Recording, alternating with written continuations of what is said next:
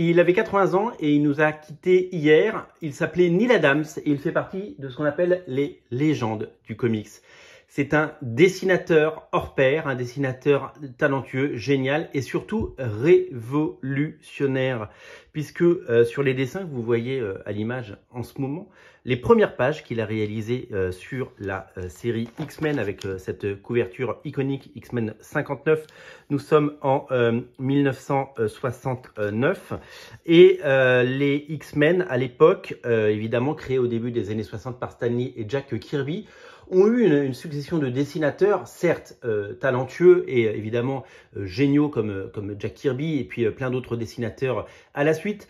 Mais nous étions dans un moule très années 60 des dessins. Et d'un coup, à la fin des années 60, arrive ce dessinateur absolument légendaire, donc qui s'appelle Neal Adams. Vous vous rendez compte que ce dessin, avec son dynamisme, avec cette impression de profondeur, cette impression de 3D, avec ses volumes, avec évidemment ses corps, avec ce design, avec évidemment cette morphologie, et bien entendu l'incroyable révolution anatomique, si je puis dire, de ces dessins, eh bien ça date des années 60. On a du mal à croire que déjà à la fin des années 60, il y avait des auteurs de comics aussi talentueux. Moi, ce dessin, je le trouve complètement iconique et je le trouve absolument révolutionnaire par rapport à l'époque.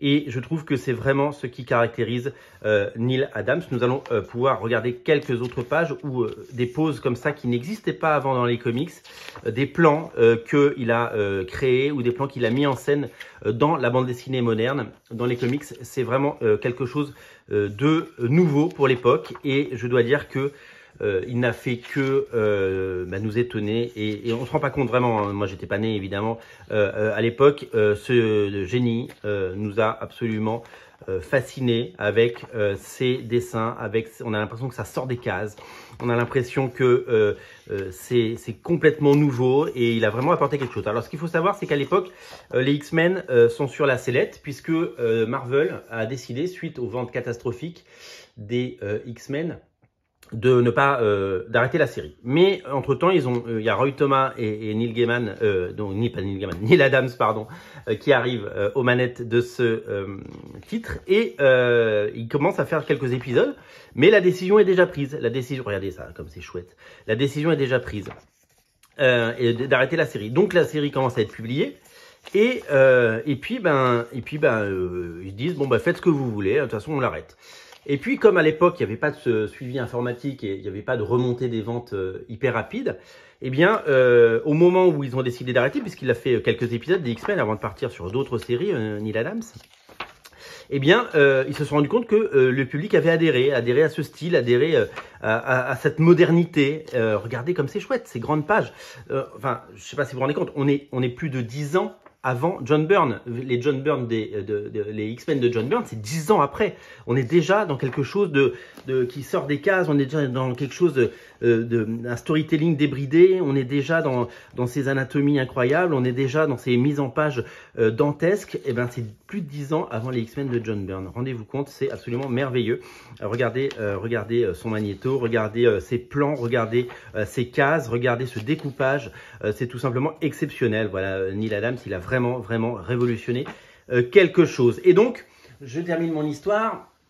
Marvel donc décide d'arrêter les X-Men et au moment où ils arrêtent totalement, où ils arrêtent de commander des épisodes aux auteurs, à Roy Thomas et à Neal Adams, eh bien les ventes sont reparties à la hausse et en fait ils auraient jamais dû l'arrêter. Regardez sa Jean Grey, comme elle est belle, comme elle est sexy, comme elle est incroyable. C'est vraiment ces plans-là, etc. C'est vraiment exceptionnel. Voilà. On est vraiment à une époque révolutionnaire et voir ces pages-là, c'est montrer tout ce que cet auteur a apporté en termes de révolution graphique et en termes de génie.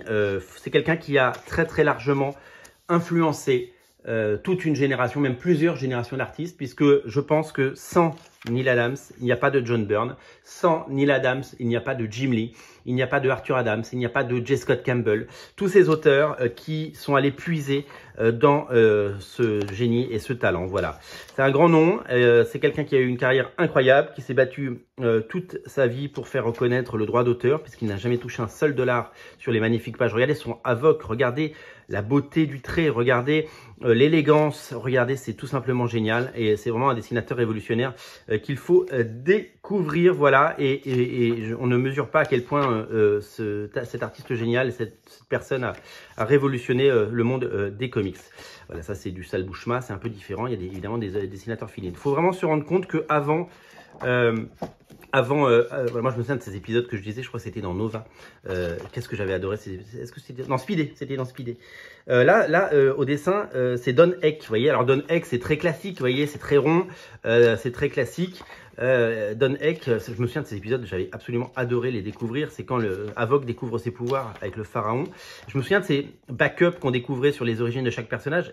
C'est Werner Ross qui dessine ça. Je me souviens, alors c'est très chouette parce que c'est classique, mais ça manque de ce génie, sans manquer de respect bien entendu aux dessinateurs qui ont œuvré avant, parce qu'évidemment il faut passer par certains caps avant d'arriver à quelque chose. Mais Barry Smith, regardez, rendez-vous compte, Barry Smith qui dessinait les X-Men il y a dans les années 60. Voilà, c'est un petit peu fou. Voilà, on est passé de ce dessin très Jack Kirby que j'adore, hein, ça c'est pas Jack Kirby, hein, c'est Barry Smith, mais à quelque chose de vraiment complètement nouveau et différent, avec des mises en page vraiment dantesques. Voilà, c'est un dessinateur fabuleux qui a inspiré des générations d'artistes et qui laissera derrière lui la trace d'un artiste génial, de légende, et surtout une œuvre absolument fantastique. Évidemment, je vous ai montré les X-Men parce que j'avais envie de vous montrer les X-Men, mais Batman, Green Arrow, etc. C'est vraiment un artiste de légende qui va nous manquer. Adieu, monsieur Neil Adams, et merci pour tout. Merci beaucoup.